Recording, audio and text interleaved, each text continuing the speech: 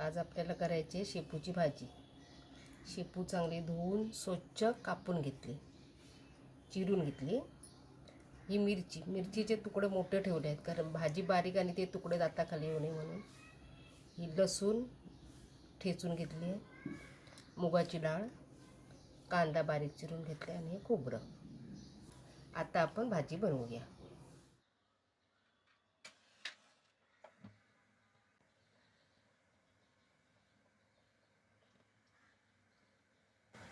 तेल टाकते,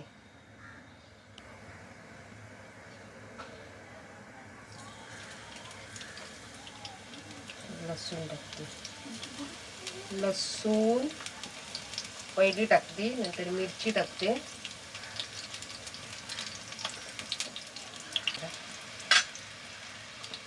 कांदा टाकते,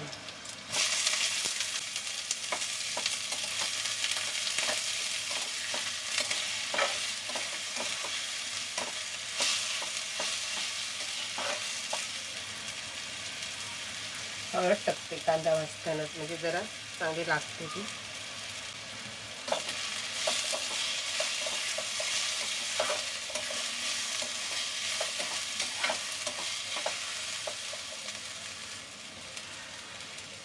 टाकते मीठ,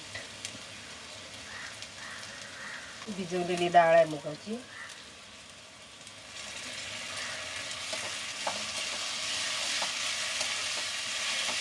भाजी टाकून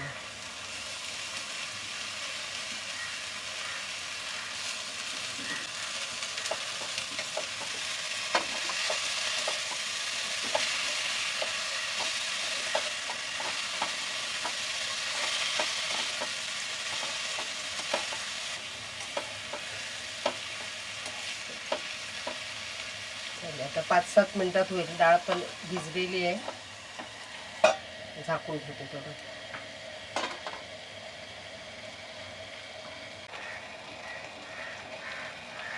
बघते आता 5-7 मिनिटं झाली आहे।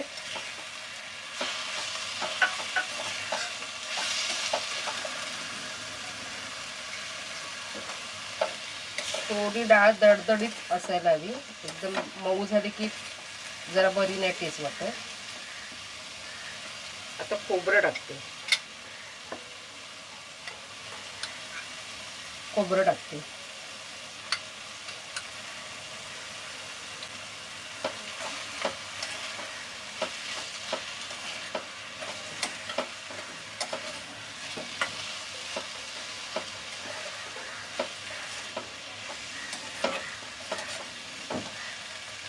झाली आहे पण थोडी वाफ लागायला 2 मिनिटं ठेवते।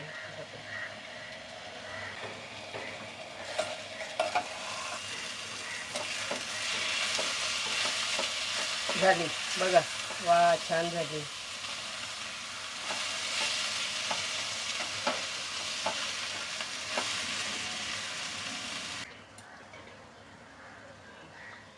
आता ही भाजी काढून ठेवते कारण लोखंडाच्या कढईत जास्त वेळ नाही ठेवायची, मग थोडं ते लालसर होते लोखंडाची। मग करायची पालेभाजी आणि मग काढून घ्यायची। बघा कशी छान सुंदर कलर आले।